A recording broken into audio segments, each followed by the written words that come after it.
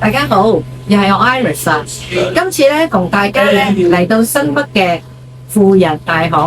今次呢一站我同大家慢慢行，慢慢睇，將啲節奏咧慢慢咁樣揾翻嚟。背後咧呢個就係輔仁大學捷運站嘅背景啦。呢個地方咧好多人都會嚟呢度打卡㗎。下次你嚟輔仁大學嘅時候，都唔好忘記嚟呢度打卡㗎啦。我哋一齊去輔仁大學啦 ！Let's go！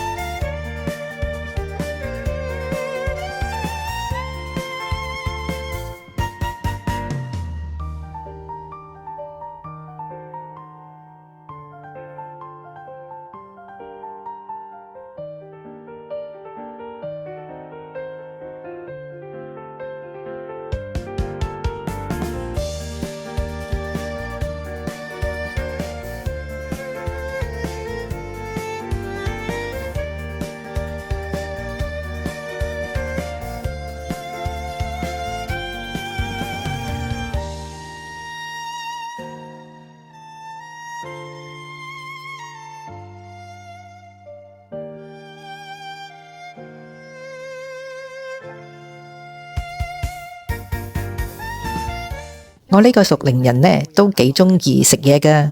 嚟到台灣嘅大學，最好就嚟到探索下，揾下有咩食啦。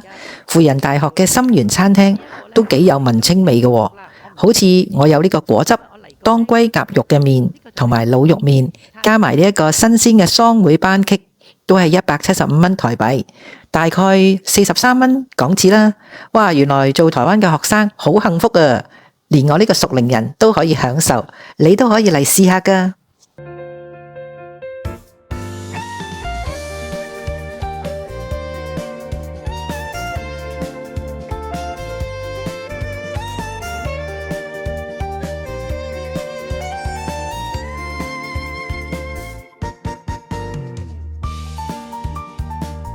好開心啊！今日咧同大家咧行咗一圈咧輔仁大學。今日咧就慢慢行啦，慢慢去睇呢度咧，原來都好多宗教色彩嘅背景啦，或者有啲景物啊，可以俾我去睇嘅。今日真係可以慢慢行。